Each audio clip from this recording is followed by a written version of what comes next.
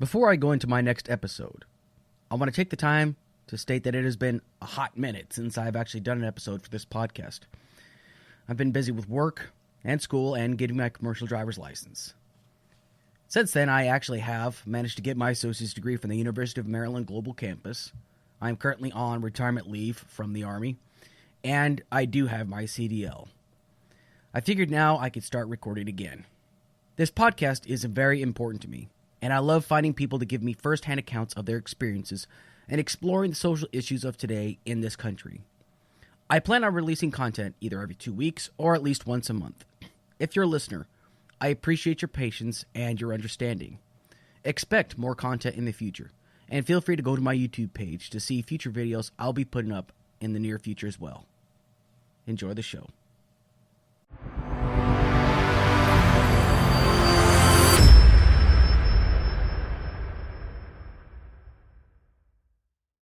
Welcome to Depth of Perspective, a podcast brought to you by the Alex Kirsch Project. On this podcast, I pick one social issue that is relevant to the United States or overseas. With these social issues, I find either an expert or someone with direct experience with this issue. This podcast may contain some content and language that some viewers may find offensive.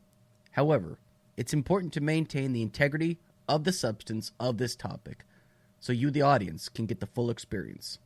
On Depth of Perspective, the truth has no bias.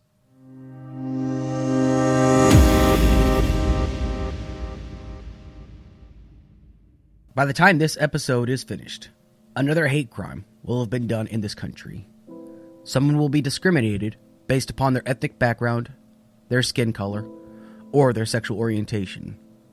You would think that since the passing of the Civil Rights Act of 1964 and the years that followed, the ending of segregation in schools, the ending of segregation of public transport, and the segregation of people in public, our society would continue to progress forward. You would think that our country would still be the great beacon of hope and an example of people from other cultures coming together to realize their dreams in this wonderful, beautiful country. You'd be wrong, however. I'm 38 years old, and it is the year 2021, and racism still hasn't gone away. And it hasn't made a nasty return either. It has remained the same. Some people have just been hiding it better than others. In 2020, after COVID began its rampage across the United States, Asian Americans specifically found themselves at the end of brutal assaults by people who couldn't even tell the difference between someone from China to someone from the Philippines, for example. At this point, if you were Asian, you were responsible for COVID, according to these people. While crime overall in 2020 had decreased due to the pandemic, Asian hate crimes, according to major media news outlets like CBS News, reported that hate crimes targeting people of Asian origin rose by 150%. Honestly, it's no different than the hate crimes of those who were attacked after 9/11, whether they were Muslims or they were Sikhs. People automatically look at turban and automatically believe Muslim, without even thinking if this person's a Sikh. Not even close to the same. The only crime that people suffered back then was simply looking Middle Eastern. And now, Asian Americans are only guilty of just looking Asian, that's it.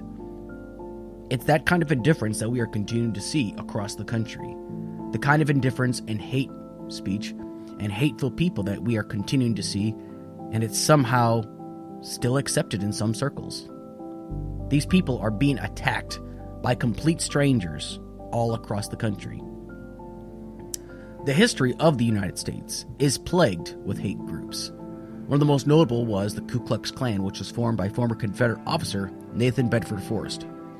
The Ku Klux Klan, as everyone remembers, was made to hunt down and intimidate black people and the progressive Republicans who had freed them.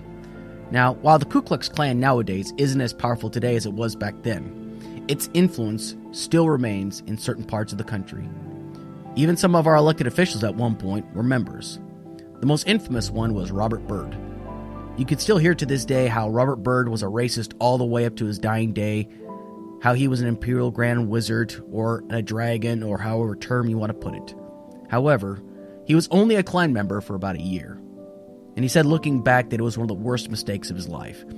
And after the Civil Rights Act of 1968, was a staunch advocate for civil rights and spent the rest of his life atoning for what he had done.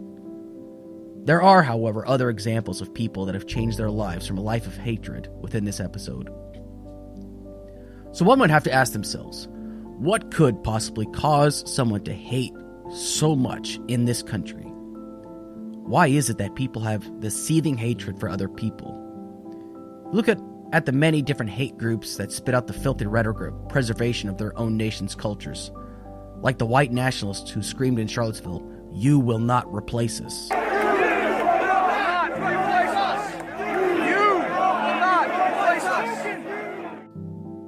Or the black Israelites who spew hatred of random people they see on the street about how all white people are evil. This should mean that the white man is the devil! Hatred still exists in this country.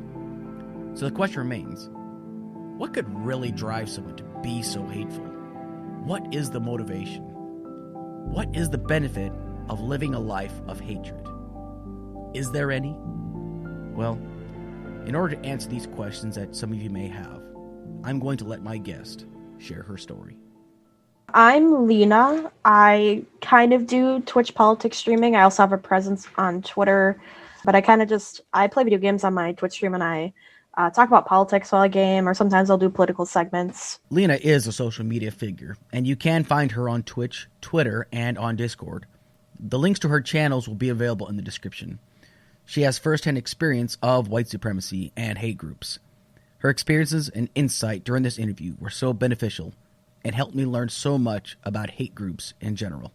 So before we actually get down to why we brought you here today, why don't you go ahead and just kind of give us a brief history about yourself? I'm from Wisconsin, rural Wisconsin, so obviously more of a conservative leaning growing up, being in a more rural area. I was born and raised in Wisconsin, still live here. I love it here. But I grew up in Wisconsin, right? I was raised by a conservative family, right wing, grew up watching Fox News, listening to Rush Limbaugh, all that fun stuff. And basically, I was just a conservative growing up and all that. And when I was 14, I took AP Government, right? Because they offered it to the freshmen, which is usually a senior class. So they offered that to us early. And I started getting into politics, right? And under the influence of my dad, I was just right-wing and conservative. And that's about it. Growing up, I was right-wing and conservative, and then I got in with the wrong groups, and I turned more radical and all that stuff, and it wasn't that wonderful. So, kind of segueing into that, like, when did you start first learning about this ideology of white supremacy? Was it kind of like a slow transition period where you would pick up like little tidbits here and there from one talk show outlet, or was it like a group of people you started associating with, or was it just an event that kind of kickstarted that? Because I've known some people that they became white supremacists because of a significant event in their life that triggered them into being white supremacists. But there are some people, it was just like a learned behavior kind of thing. So what was it with you exactly? It was definitely the former two. It was associating with a group of people and little tidbits over time. Now, I'm not going to say all conservatives are super racist or super terrible or whatever, but I definitely think my conservative roots had a huge play in it, considering I already had a foundation for those ideas, considering Nazism and white supremacy are right-wing ideologies, right? So they build off of conservatism, which I feel bad for conservatives in that matter, because I would not want to be associated with those people, right? Yeah. And then I also started hanging out with people on Facebook of all places that were, white supremacists. It's pretty crazy how much of a breeding ground Facebook was for white supremacists back then. Now they crack down on it, which is part of the reasons I'm not a white supremacist anymore, but they weren't cracking down on the time. And I used to be in a group called Fasci Dreams. It was Fasci Dreams, the New Reich, which you can tell by the name. Yeah. And it was a combination of those two things, and also my ex-boyfriend, who I'm not with anymore, thank God. That combination of things is what really led me down that path. Hanging out with people who believe those things, they really begin to rub off on you, and those ideas and those, I don't want to say memes, but it kind of is. It starts out as meme-y, like you're joking and ha ha ha, and then it gets more serious and things like that. It was definitely a combination of those things. So would you say it was more like peer pressure, or was just a product of the environment you were in where you just started kind of like to believe everything that people were telling you, would you say? Definitely the latter. I did not feel pressured to believe in those things. One of the things about high school for me is that I kind of wasn't very like popular, and people really didn't like me because I was already a conservative, right? And I went to a pretty liberal high school. Most of the girls at my school were liberal. Most of the guys really didn't talk politics, but definitely the girls around my age were pretty much all liberals, right? And I wouldn't call it peer pressure, but it's definitely kind of like being forced into a box. It was like, I'm a conservative, nobody likes me, and I found people who did like me for who I was. And that's like a huge part of it, is these people accepted me, right? And these people supported me, and they're like, yeah, we're your friends. And you kind of just start believing the things they talk about and they believe in because they're your friends. So when some people would picture like people dressing up like, like this whole white supremacy idea, when they think Nazi, they usually think like skinhead, the shaved head, the leather jackets and things like that. Were you associated with people like that, or did you just dress like regular people, but it was just the ideology that was the most obvious thing, would you say? I kind of feel like the skinhead thing is a caricature and kind of exaggerating. A lot of the Nazis and white supremacists that I talked to just looked like normal people, like literally just normal everyday people. You would have no idea unless if so. Like, this is really weird, but we used to call it our power level, and we would quote hide our power level in public and around conservatives and liberals, right? So like we just disguised ourselves as normal people and used normal people language and things like that. But in reality, we had like this. I don't want to call it intricate, but it's like this language system and words that we use and memes that we would share with each other. It's kind of like an in-group, out-group thing where the in-group understands. It's like dog whistling. That's what I'm getting to. Like, we would dog whistle to each other all the time. Like, I remember on Facebook specifically, there was this like, I don't know if it was an emoji or like a GIF. It was a sticker, a moving sticker, like a GIF sticker, and it was the purple dove. That was a dog whistle. It was the dumbest thing ever looking back on it, but yeah, definitely that. Was there any activities that you would participate in with these people? Or I mean, not necessarily like bad stuff. Like, what kind of stuff would you guys do together, really? I mean, basically, we would just shit post. Basically, that's what we did with each other. Like, we were in that group Fashy Dreams, right? Mhm. And we would just shit post all the time and just, you know, other than that, not really. It was mostly just an online thing. We were all friends and we'd talk to each other and we'd dog whistle to each other and we'd talk politics with each other. And maybe I think there was a Steam gaming group, like a Steam group, but I did not join that. And I mean, we gamed with each other and stuff. But other than that, we didn't really do anything. So there was like no gatherings or whatnot to express different ideologies and just talk about we're being invaded by so-called ethnic group and whatnot. Do you mean like physical gatherings? Physical gatherings, yes. No, it was basically all online. I mean, we did have, I remember at some point they made different branches. So like I was in the Midwest branch and like there was like a Southeast branch and a Southern branch and whatever. But other than that, not really. I mean, the group was shut down before Charlottesville even happened. So there was basically no in real life gatherings, no. Did your group like have any other olive branches to other white supremacist groups and whatnot? Like, did they have any connections with people? I honestly can't remember. I don't believe so. I think Fashion Dreams was like really the main group on Facebook. It was like the main one. Like, it was the heart of the movement. I mean, like, movement in quotations. I really think that was the main one. I don't remember there being any other ones, so. Okay. So normally, like, whenever you would just be doing this so-called shit posting, like on Facebook and whatnot, would you say like what was like the most common bit of language that would be used around here? Now, you don't have to actually say the derogatory terms if you don't want to. You can just like say N-word this, S-word that stuff deal, but Yeah, I mean, I think Facebook was starting to crack down on slurs at that time.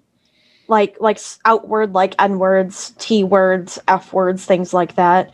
So we would like use covert terms. So like one really sad part about like trans people is they have a high suicide rate. Yeah. And I think the statistic was back then at least like 42%. So we would call them like 42 percenters, aka trans people, instead of using their slur. Things like that. I mean, we use like non-slurs like degenerates and things like that.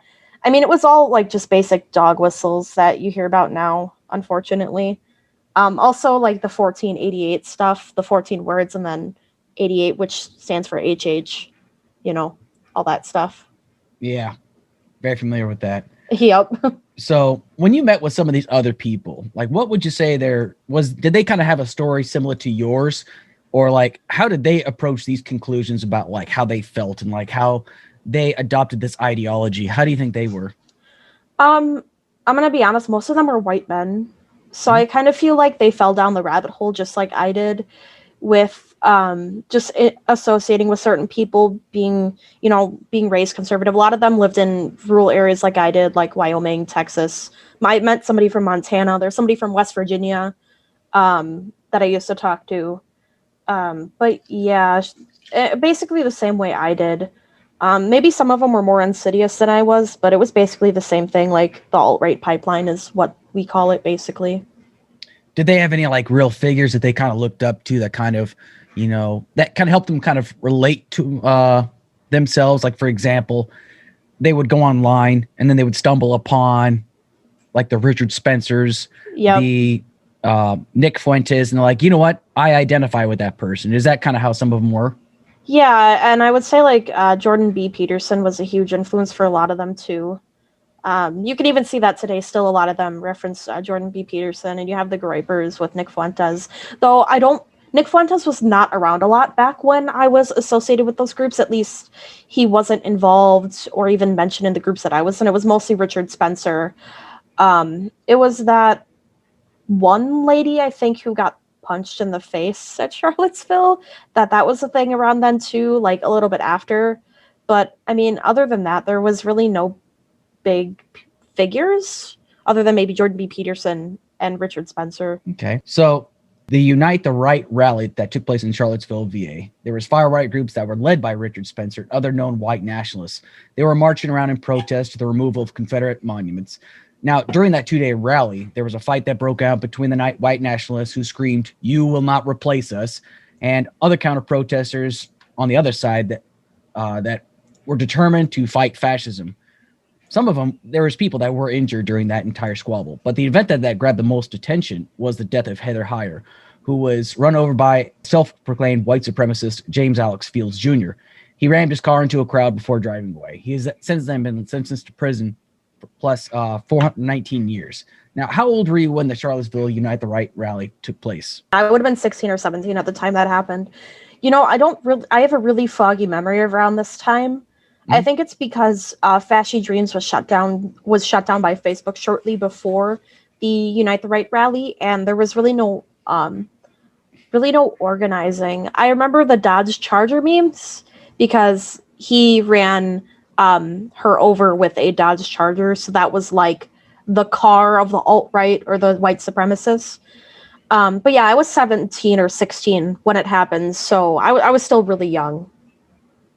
What was do you remember like how some of your friends reacted to that? I mean, I think I remember them supporting it. Honestly, I'm sorry, my memory's so foggy around this time. I remember them supporting it and like memeing about the woman that got murdered, which is horrible in hindsight, like disgusts me. But other than that, I don't really remember. I remember people were excited about it too. Now, what can you tell me like as far as the atmosphere is like when it comes down to the topic of Charlottesville itself, like why they were there in the first place to protest the removal of Confederate monuments? Did you know of anybody that had that attended that rally or anybody that was in opposition of Confederate statues being removed at that time?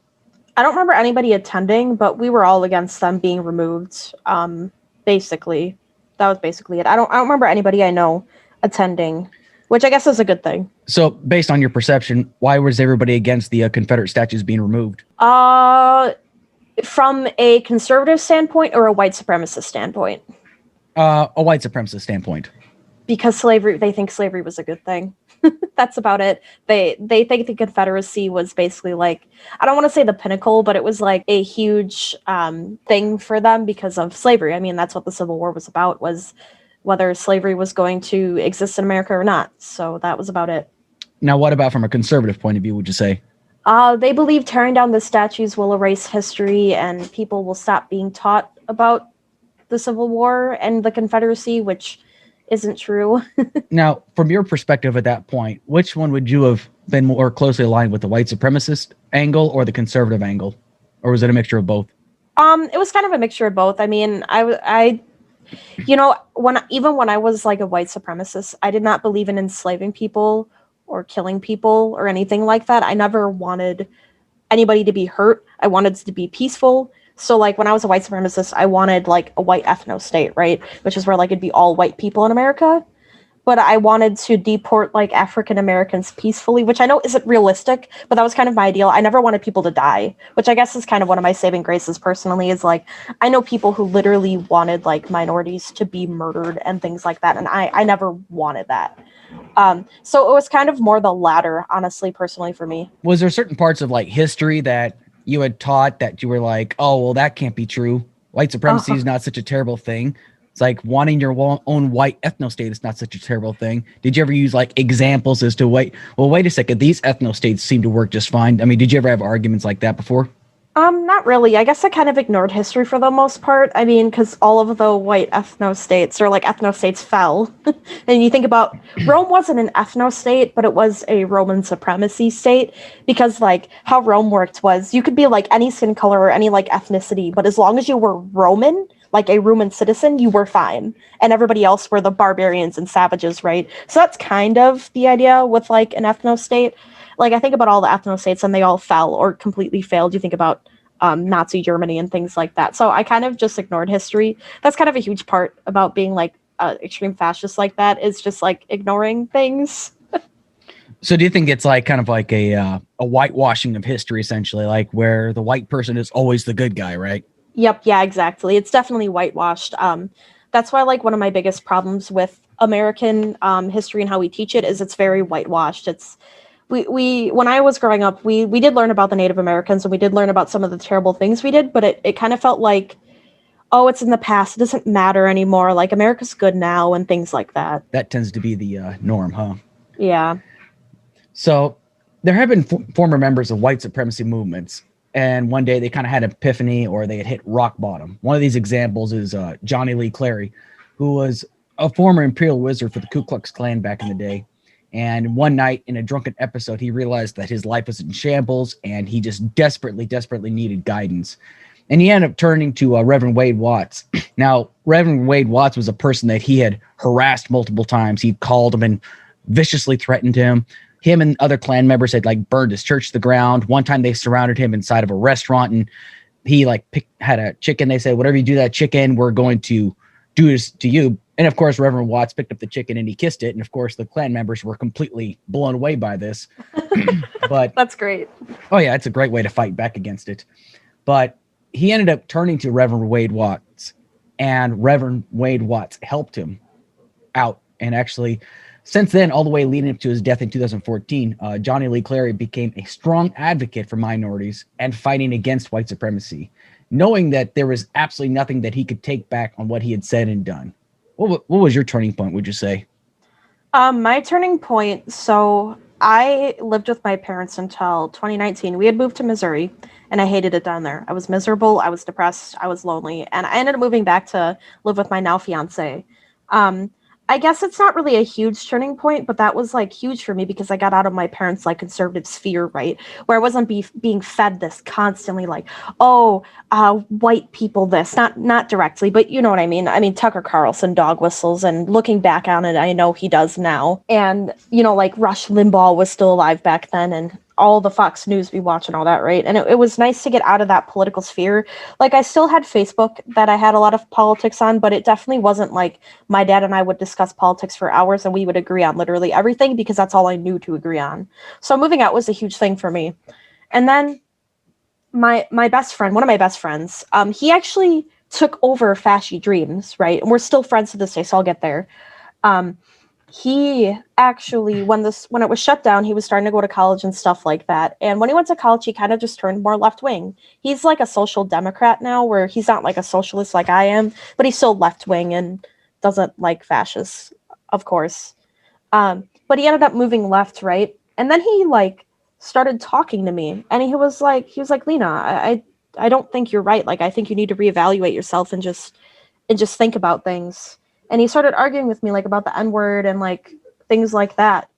And he also started sending me Vosh videos, and I actually talked to Vosh a few months ago now about same exact thing. And I started watching Vosh pretty religiously, and he's been a big influence on me moving left and especially becoming a socialist because I feel like he makes really good arguments and I feel like he's really intelligent. But yeah, that was my biggest turning point was moving out.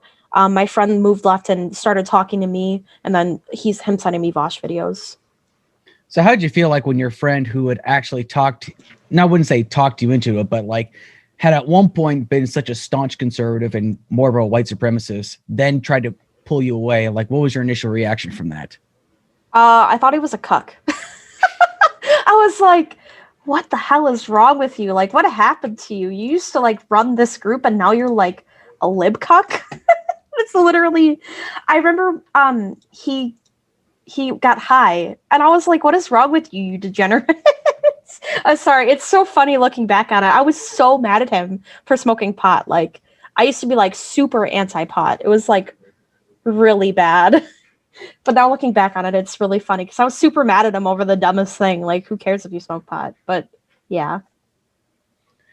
Yeah, I mean, and that's kind of like one of the reasons why I was asking that, because it's not the first time you've heard a story of somebody that used to be such a staunch leader. Like I said, Johnny Lee Clary at one point was an Imperial Grand Wizard of the Ku Klux Klan. Then next thing you know, he's fighting back against white supremacy, and he's called a race traitor. He's called all these other terrible names in the book. Yeah.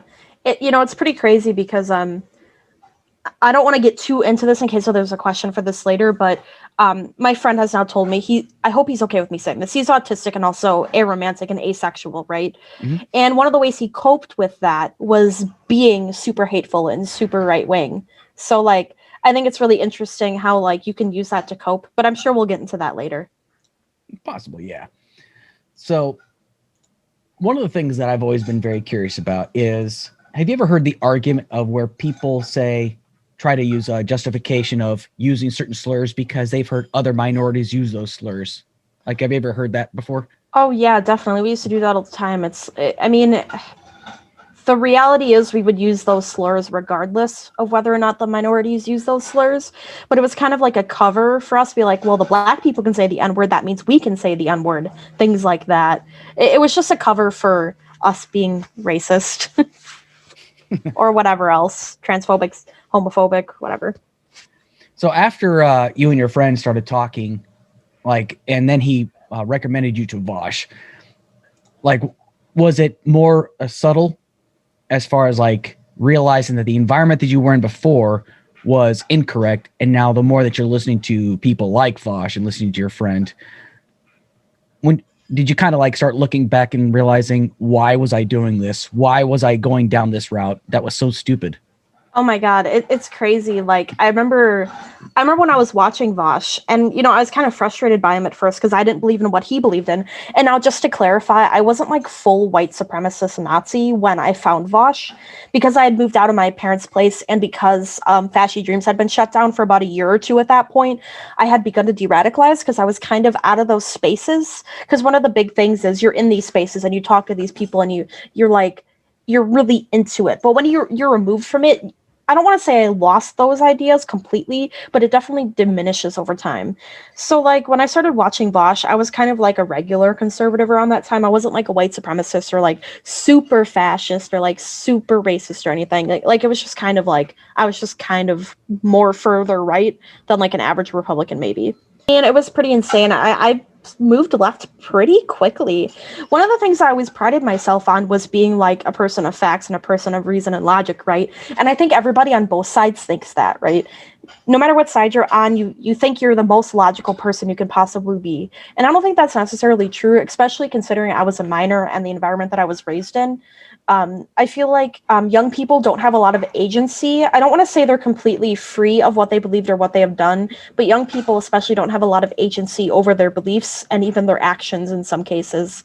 And I think that's really important to remember when it comes to young people being radicalized. But yeah, I remember I was watching Vosh, and I think I watched his 1350 video, which if you don't know what 1350 is, it's 13% of the population commits 50% of crime, violent crime. referring to Black people in America, right? And I remember watching that, and I was like, holy shit. I've been wrong about this entire time. Why did I ever believe this?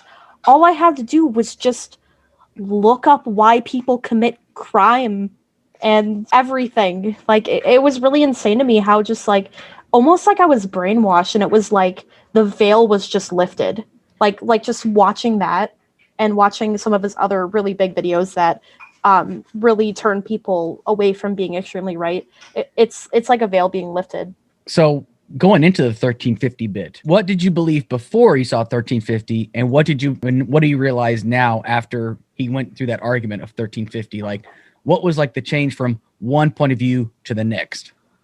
Basically, my belief before, when I believed in the 1350 thing, was that this is really terrible for me to say after the fact, that I just believed that, like, Black people were inherently, like, violent and they were thuggish. Like, that's why Black culture is the way it is, and why they're all so poor, and why they all commit crime, because they're all thugs and they don't know any better. Like, it was horrible. Like, absolutely disgusting behavior before, or beliefs too.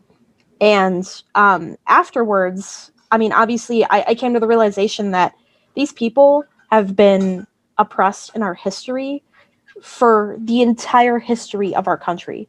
Like, we brought them here to enslave them, and then we kind of freed them, and then we had them under Jim Crow up until the 60s.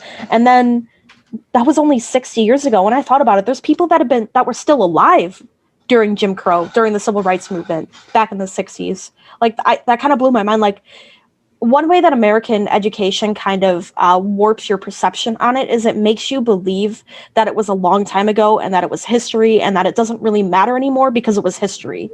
There's people that protested African American rights in this country that are still alive today. I'm sure there are people that went to Little Rock 9 to protest those little Black children going to that school. There's probably people that are still alive. And I think that's really what got me. I was like, this really wasn't that long ago. Black people haven't had that long to even recover. And then I started getting into specifically with the justice system and policing and things like that. And they're still being oppressed to this day. And everything just kind of clicked. I was like, oh, that makes sense, I guess. So it was all about the information that you were receiving now, as opposed to the lack of information you were receiving before. Definitely, 100%. In high school, you weren't taught about systemic racism. You weren't really taught about how policing works and things like that, unless you take maybe a criminal justice course. I remember there was a criminal justice course at school, and my ex-boyfriend, my boyfriend at the time, we would talk about the course because we weren't in it, but we heard what other people said. And the teacher was kind of loud, and we had class across the hallway at the same period. So, like, we could hear him talking, and we would think he's like some liberal beta cuck or whatever, right? But really, he was just talking about the facts of the criminal justice system today, right? With the racism and broken windows policing and the war on drugs and things like that. Like, I think if schools taught these things, I feel like people would be a lot less prone to this reactionary mindset. I'm just going to say really quickly, another one of the things is that even though it might not fix it 100% because fascists have an inherent distrust of the education system because it's, quote, ran by Jews or whatever. Yeah. It would still help some people before they fell into that trap of thinking, basically. Now, when it comes, here's an interesting question I thought I would ask anyway. So probably the one question that usually gets asked that, to be fair, lots of white people tend to get very defensive about is the talk about white privilege. Now, what was your thought process about white privilege before, and what's your thoughts about white privilege now? So before, my thought process on white privilege was, hey, I'm not privileged. I grew up pretty poor. My parents struggled to provide for me and my little brother, and my dad worked 60 hours a week just to get by and things like that, right? And then one thing I realized after the fact is that white privilege doesn't mean your life isn't hard. Obviously, there are white people in poverty. There are white people who are poor. There are white people who work a ton just to survive, just like there are Black people, right? The thing is that you being white, your skin color, and even your name, which is pretty crazy to me, will never be the reason why your life is hard, right? It's not about your life will never be hard. It's your skin color will never make your life harder. It actually can make your life easier in some circumstances. But generally speaking, that's my understanding then and now. So what do you say to those who say, "Oh, well, that can't be true"? It's like people just need to pick themselves up by their bootstraps. I mean, and they start naming off all these other fairly predominantly or very prominent conservatives, like for example, Candace Owens. They mentioned Ben Carson, Alan West. I mean, what do you say to about people like that? Really? Oh, that frustrates me so much. Candace Owens specifically, she's a grifter. She actually used to run a website where she doxed extreme right-wing people, and then she realized there was no money in being like a liberal, so then she moved to be a conservative now or whatever. But like, one thing I try to tell people is that one person's experiences does not apply to the entire country or even to the entire world, right? Just because Ben Carson grew up poor and was able to get a college degree in I think it was neurosurgeon, right? Yes. He's a neurosurgeon. Yep. Just because he was able to doesn't mean everybody has the same opportunities or same experiences as him, right? And I'm glad that people are able to succeed, especially minorities, when there's a lot stacked against them. But the problem is not everybody has those same opportunities. So, like, let's say you have two people, they're in two different neighborhoods and they're in the exact same position economically, like they have the same skin color. All that's different basically is like their name and where they live, right? One kid might get a job and the other person might not. And that's make or break for people. I was actually watching a video where it's like you can apply for hundreds of applications and never get a job. And there's only like 2 or 3 people that even get considered for the job. It's like that difference in whether you can get a good job that pays well and has good health insurance and good benefits versus not being able to can make or break your life. So what do you say to those who might say is like, why is it you feel the need to apologize for something you had no part of? You've never been a slave owner. Why is it you feel the need to apologize for something you've never done? Why is it you feel the need to say white privilege? You've got no privilege and stuff like that. I mean, what do you say to people that tell you these things?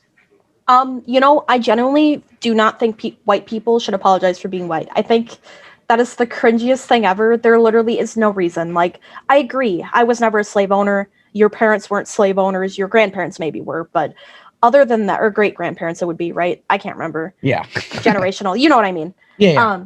I think apologizing for being white is so cringy. It's like, I'm so sorry for what my ancestors did. I think it's dumb, right? I think we should focus on now and what people are doing now rather than what their great grandparents or great great grandparents did. So I don't really believe in that. I do believe in white privilege. So like when I talk to people, I just say it's not that your life is easy because you're white. It's just that your life will never be made hard because you're white. Like I just try to explain that. Like I told my dad that, and he said it actually kind of made more sense because I explained to him like about like people with black names, like let's say like Trayvon or like I guess the one joke is like Shaniqua or whatever, like those kinds of names. They've actually done studies that they're less likely to get hired for jobs than somebody with a white sounding name, even if they never see their skin color. So like you could have a black guy named Tom, right? Or like a black guy named Ben, and he is more likely to get hired than a black guy named like Trayvon or something, which is really interesting to me and terribly sad actually. Because I think some people black names are beautiful, honestly. I think they're cool names. They're better than like Jim. I'm kidding. but yeah, like that's what I just try to explain to people, and I try to be calm about it. Like, obviously, if somebody's yelling at me, I'm not even gonna like waste my time. But if somebody's like genuinely saying, like, asking me, I'll talk to them about it. So once you finally left from this whole mentality, this whole concept of hatred and whatnot, when some people found out about your past, did you receive any kind of blowback? And if so, what kind? Oh God, yeah. So, okay, Twitter. Leftist Twitter is ruthless. Like, it's terrible. So the whole reason why you know about this is because I went kind of viral on leftist Twitter. There was a tweet saying that you should forgive yourself for things you said or did when you were a teenager. You were like young and you didn't really know better, right? So I kind of like half-assed it, and I was just like, I just wrote a quick tweet, right? That I didn't even really think about it. I just said, yeah, I mean, I used to be a Nazi. I'm glad I'm not anymore. And then I put like a little blush face like a blush smile face because I was like proud of myself. And I am proud of myself for not being that way anymore. And oh my God, I went crazy viral on left Twitter, and it was very fun. I sparked like discourse on there for about 2 months. Like it was nonstop. But I got some death threats. I got people telling me that I have to repent and I have to pay for everything I ever said or did, or anybody that I harassed, or like anything. Like, it was like I had to pay for like my past sins and things like that. Like, one of the big things about leftism is reformative justice rather than punitive justice. So how our criminal system works right now, criminal justice system, is punitive justice. If you commit a crime, you get penalized, you sit in jail or pay a fine or do community service or whatever. Reformation is much more about reforming people, and rather than punishing them, you try to help them get out of the situation that caused them to be in that, or out of the mindset, right?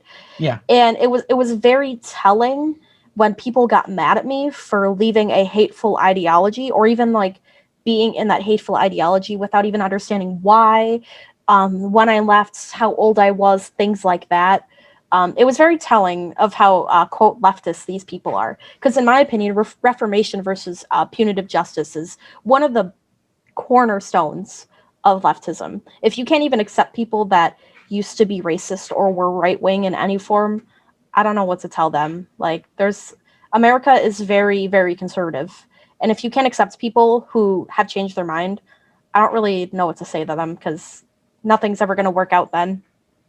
A good example of that would be the former Senator Robert Byrd. Everybody loves to bring up the fact that he was a former Klansman, and they say there's no way that this guy could have reformed himself. There's no way this guy could have changed his mind. Everybody still believed that he was a Klansman or whatnot, even though he gave up his clanship decades ago. Mm-hmm. And yes, people bring up the fact that he fought against the civil rights movement. But after a while, he realized that he was wrong.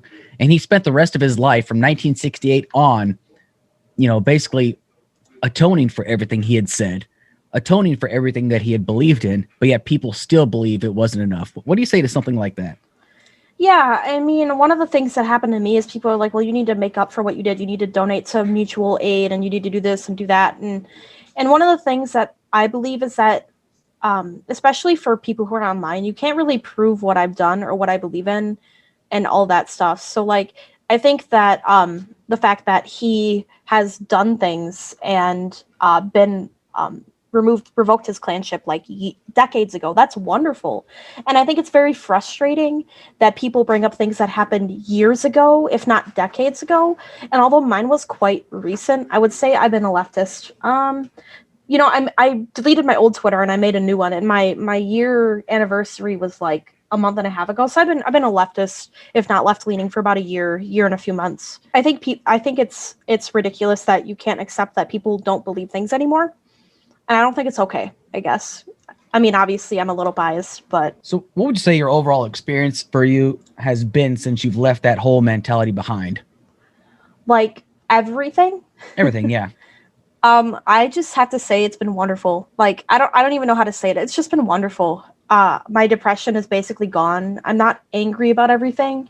I mean, I'm still angry, but it's about different things rather than just like gay people existing and trans people existing. Like, I'm angry about like capitalism and worker exploitation and climate change and healthcare and things like that. But I feel like now my feelings of anger and being upset about things are so much more justified than being angry about Jews running the world or whatever. So stupid. But I would say my experience has been mixed when it comes to receptiveness from the left. Vosh's community is wonderfully welcoming. Like, they welcome anybody. It doesn't matter how extreme you were. It doesn't matter what you used to believe. As long as you've shown that you've changed and that you believe in different things now and ask questions for things you don't understand, like I did. There is a New to the Left channel that he has in his Discord where you can ask questions to be like, hey, like, I remember one time I was confused about like housing. I'm like, okay, so if housing isn't ran by landlords, who runs it? And people were like, oh, the government could do it, or it could be like community aid and things like that. I was like, okay, cool. And I think that's really helpful. But otherwise on Twitter, again, Twitter can be ruthless, leftist Twitter. So it wasn't that great with my experience with them. But that's one of the things I'm really thankful for, is that I found Bosch's community first rather than online, than Twitter first, because Bosch's community has been so much more receptive. But other than that, I've been a lot happier. I can definitely say that. Like, being a right winger is very complicated. Like, when that extreme of a right winger, because like you feel superior, that you also feel inferior. It's really hard to explain it. It's this weird complex of where you feel superior to everybody, but also inferior. Since then, what do you say about groups that are like, the Proud Boys, and you see like, Unite the Right, the what's it called? All these different movements. You see all these groypers. What do you think about people like that, really? I think they're idiots. I mean, in the Discord that we're both in, the groypers just run around and act like idiots. They're like, I hate women, and they're like, haha, Jews run the world. And I don't have the patience for it. I mean, like, I guess I shouldn't be too judgmental because I used to believe in those things. But it's like, come on, it's 2021. You have a plethora of leftists or even liberals that you can look at, and they make much better arguments than any Nazi does. Like, I don't know. I don't really get how people can still believe those things anymore. But I guess I can't be too judgmental. So when it comes down to stuff like this, and this is one of the things I'm actually a firm believer in, and you can tell me if I'm right or wrong about this. The one thing that I've always found is that some people are so ingrained in some of their beliefs and their thoughts that you can't force anybody to see a certain way. They kind of have to come to those conclusions on their own. And I'm a firm believer, like, for example, if at one point if I was pro-life, and then out of nowhere, somebody showed me the reason why it's better to be pro-choice. Now, this is just a hypothetical. And I saw enough evidence, and I was like, you know what? I accept this logic right here, and therefore I'm going to change my position. Do you think that's kind of like a good way to look at things as far as like people that might be more nationalist or people that might have some racist or white supremacist points of view or whatever supremacist point of view? Do you think it's better for people to kind of learn where their logic is kind of faulty, or do you think some people should be forced to understand that what they believe in is completely wrong? So my thing is, it's kind of a complicated answer because I don't like when you think about forcing people to believe things, I think about re-education camps, like what's happening to the Uyghur Muslims in China, right?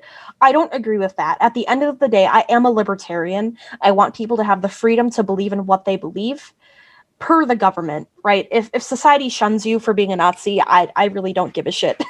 but I don't think the government should like lock you up because you don't think the Holocaust is real. Like, I think that is just absurd, right? I don't want the state to have that type of power. I think the best way to go about like de-radicalizing these people, or maybe helping them see more truthful ideologies, even if it's just regular conservatism versus Nazism, I think the best way is to kind of just nudge them in the right direction rather than like forcing them to. One of the things my friend did was he was kind of hard on me, but it wasn't too hard to the point where I would stop talking to him completely. Like, it's complicated. It depends person to person, because like some people are just stuck in their ways and they're never going to believe anything different than what they believe in right now. But there's a lot of people who have ample opportunity to change, and they have the ability to. And like me, I never thought I was going to change my ways. I thought I was going to be a right winger for the rest of my life. And, it was really funny. I feel like conservatives say to young liberals and young leftists a lot, oh, you'll change your ways when you get older. Like, you're going to become more conservative as you age.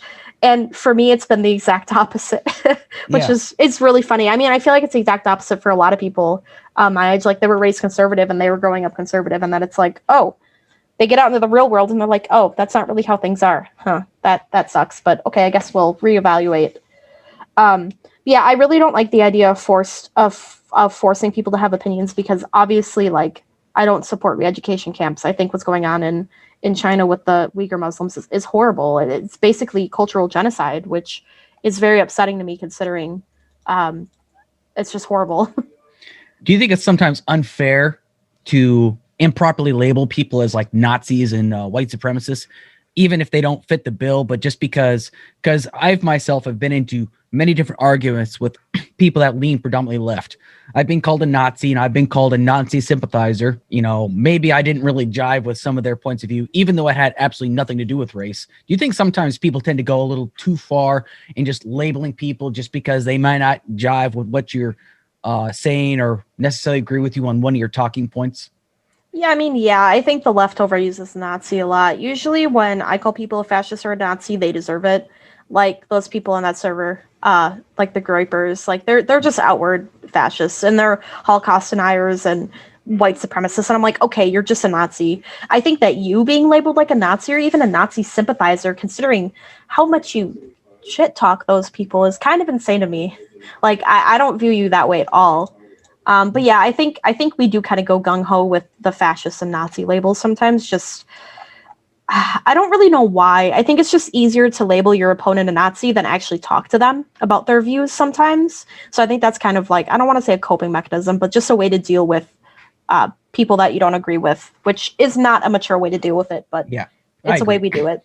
And that's kind of one of the reasons why I appreciate going on the politically provoked, whether it's on a panel or just going on the Discord server, because there are people that have opposing points of view that we can kind of collaborate and come together, ignoring the trolls that just go on there just to cause trouble. Because there are people on there that I feel have different points of view that want to engage in dialogue, but just don't because of the labels that they might get. Yeah, I mean, like, I think some of the gripers are just there to troll, I guess. But I feel like there are people that are maybe, like, not as right-wing as them, but don't want to be labeled a Nazi, so they just don't. Yeah, I could see that. One of my final questions is, at one point, you were once a staunch advocate about white ethnostates, white supremacy, but now you are fighting for those that like the minorities, and you're fighting for LGBT rights and whatnot.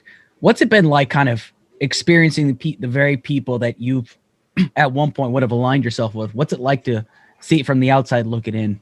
So, like, how I view the Nazis or the fascists and the right-wingers and supremacists? Pretty much. And the people that are like anti-LGBT, people that say horrendously bad things about trans people. You know, it's hard to explain. Sometimes I get really upset about it just because I'm like, I mean, I'm non-binary and I'm also bisexual. My fiance is non-binary, and I have a lot of POC friends, and I have a lot of LGBTQ friends and all that. And, you know, it frustrates me that these people believe the things they do because now that I've moved left, I've realized that they're not things to be angry about. Who cares if a man kisses another man? Like, is that going to hurt you? Is that destroying your country? Is it destroying your value system? No, they're just two men kissing each other. Get over it, right? And I think that's one of the things that really frustrates me. It's like, it's not that big of a deal. Like, two men holding hands walking down the road isn't going to turn your child gay. Like, I just hate dealing with it because it's kind of, I don't want to say it stresses me out, but it definitely wears on me a little bit. Like, sometimes I'm just memeing around and then, like, they say really bad stuff and it kind of just like, really, guys, like, get over yourselves. Excuse me. One of the things is that they're very insecure. Like, fascists and Nazis are some of the most insecure people you will ever meet. And that's why they're so hateful. They cover it up with them being hateful. And I'm definitely more proud of myself and more, I don't know what the word is, more accepting of myself and less insecure now that I'm not that way anymore. I think really growing up and becoming an adult was one of the best things for me moving left, because like I just got over it. I was like, who cares if Black people exist and gay people exist? But yeah, I just get frustrated. I know some of them are very lost souls, and I try to engage in conversation with them that's productive, just because I know Vosh engaging in productive conversations and productive videos that weren't too harsh to the point where it would turn me away, but harsh enough to really make me reevaluate myself. I try to do that with the non-trolls because I understand what it's like to be on that side of the aisle and really be ignorant of a lot of things, right? And obviously some of them will never take, some of them will never, ever understand or even agree with me on literally anything. And that's fine. They can do that. But yeah, I feel frustrated. I feel sympathy for them. And I literally tell them, like, I hope you can get over it someday, because it sucks being like that. It is a miserable existence just walking around, especially since I feel like conservatives are losing the culture war. I mean, I think about the Blue's Clues thing that went on recently with the Pride Parade animation that they did. I think about that. And, you know, when you're a right winger, you kind of like try to pretend that you're winning and that people are coming to your side when really they're losing the culture war. Gay acceptance is higher and higher. Trans acceptance is higher and higher every single year. And I don't want to sound morbid, but as the boomers die off, it's just going to get better and better and better for us. And yeah, I feel bad for them because I feel like they're lost people, I guess. And since then, you've like moved on for that. You've had a little bit more, you know, pride within yourself, knowing who you are and where you came from beyond that lifestyle, and realizing how at first you were probably just more angry at everything in general. But nowadays you're just like, why am I just so angry all the time? Yeah, I 100%. It is so miserable. Like, I'm gonna get emotional here because it's miserable. Like, I was depressed and I hated everything. And, you kind of meme around with your buddies and be like, haha, we're the strong ones and we're great. When really you're all just a bunch of depressed fuckers who sit and get mad about trans people. Like, it's so dumb. And it's so sad because, I don't know, it's just really depressing because I feel like they're just lost souls and they're just looking for a place to be. Because one of the huge parts about being super right wing for me was that I had no friends because I was already a conservative. Nobody at school wanted to be friends with me because I was an anti-feminist and I was like pro-life and all that stuff, right? So like when you get shoved out of these spaces, where do you turn? You turn to people like you, and eventually you turn to fascism, which really sucks. The alt-right pipeline really does exist, and I experienced it like firsthand. I never really got into the YouTube aspect of it because I know a lot of people got into it like watching YouTube videos. I really only watched Mr. Medicare, and there was this other. I think I watched some Ben Shapiro videos, but that was like mostly Facebook stuff. But yeah, other than that, it really does exist, and it sucks that it does exist. The right wing definitely, or the fascists really do prey on the weak and vulnerable people. They use cult-like methods, the bite tactic. It's called the bite method. I don't remember what it all stands for, but it's like a cult tactic that they use to get people in their membership. And the alt-right literally uses that. They prey on people who are lost, people who are depressed, people who have nowhere to go, people who are confused, and they use that to their advantage. So, it being Pride Month right now, when it comes down to members of the LGBT community, do you think that things are getting better with the change of administration, or do you think that things are still kind of about the same, or do you think that there's better days ahead for the LGBT community? With Biden specifically and Trump leaving, Yes. I definitely think things have gotten a bit better. We've seen there's an Equality Act that's going through Congress right now. I think it's getting stopped at the filibuster, which we really need to get rid of that. But besides the point, Yeah. He got rid of the transgender military ban, which I thought was really awesome, considering there are trans people that want to serve their country but just aren't able to because they're transgender, which is tragic to me. I'm not really a huge supporter of the military itself, but I do support people who go into the military because I know for a lot of people, they're just think they're doing the best thing that they can for their country and their people, which is a noble goal to me. I understand. And the only reason I was asking is because, people always like to bring up, Pride Month. Well, what about this month? Why can't these people? When can the straight people have a month to themselves? I mean, that's usually one of the most common things that you hear nowadays, like the super straight movement and whatnot. I mean, not super straights. Yeah. I get frustrated at those arguments so much because the reason why Pride exists, right, is a riot, right? The Stonewall riots, a black trans woman threw a brick at the police officers, which, isn't the greatest thing. I'm not going to advocate for basically terrorism on here, but that's why Pride started. Pride started because of a struggle between gay people, trans people, and the institutions that oppress them. Straight people don't have that problem for obvious reasons. They're the majority, and they've basically oppressed gay people and trans people for all of history. And that's what frustrates me about that is that Pride is about being prideful of your sexuality and you existing despite all of the hardships that you and people like you have faced for being who you are, essentially. And that's what Pride is about at the end of the day. It's not, oh, we're better than you because we're gay and trans. Oh, you're lesser because you're straight. It's, I'm proud of myself and where my community has gone because 100 years ago, I could have been put to death for being who I am. So before we close up, what would you say to somebody that has probably been in your shoes that felt the same way you did at one point? Like, let's say, for example, you've got somebody that believes in white supremacy and ethno-states and is very anti-LGBT and whatnot, just kind of like the same words of wisdom, and people that are just really confused about who they are. What kind of things would you tell them? I would tell them that, that's a hard question. I would tell them that, it's not okay that you do believe these things, but if you really are confused and lost, talk to somebody you trust who isn't in that group and just talk to them about things. Just tell them how you feel about gay people and tell them how you feel about like ethno states and stuff, and just somebody that you can trust and somebody that's not going to ditch you for believing these things.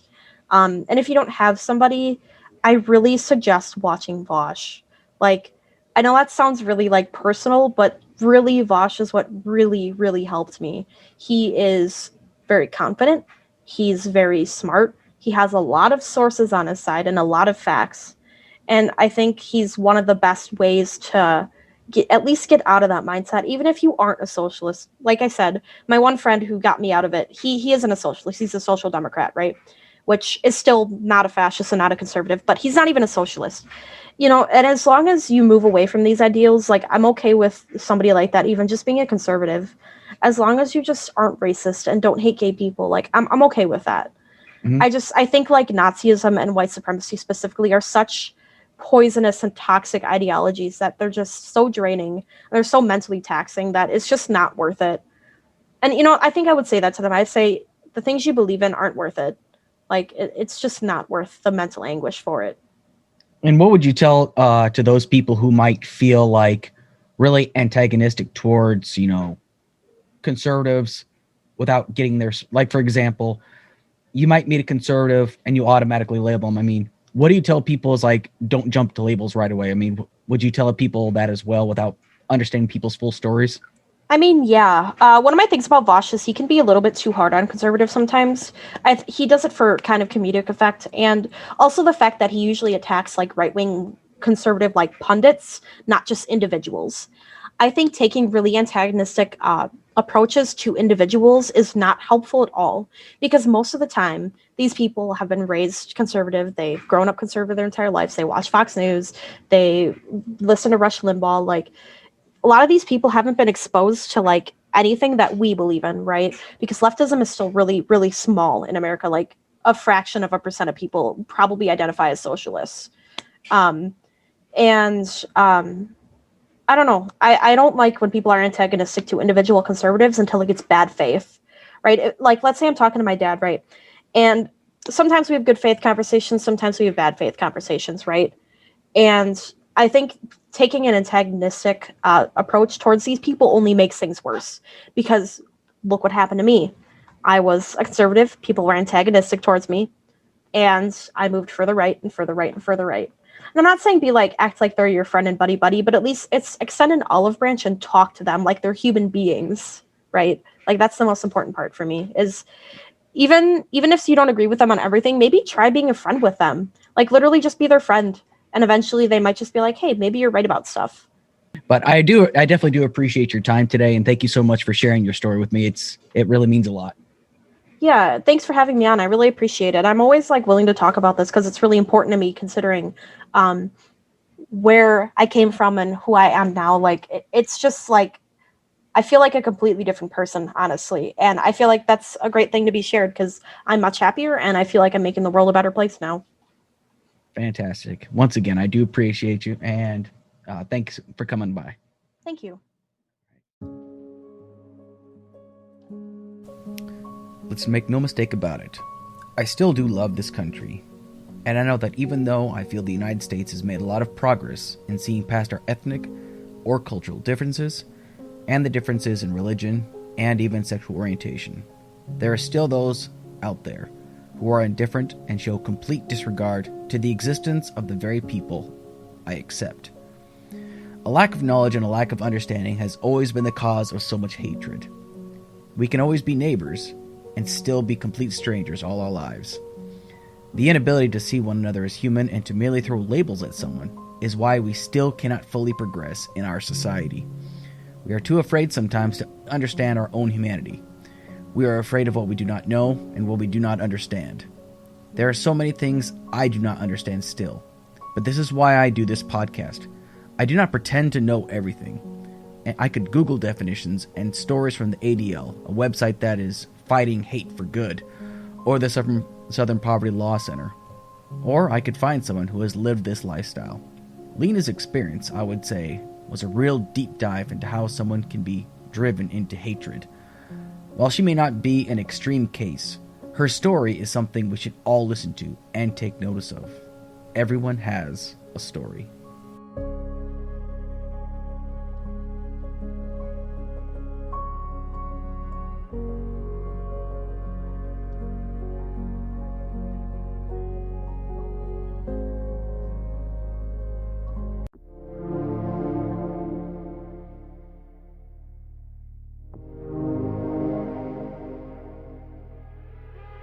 This has been a podcast brought to you by the Alex Kirsch Project.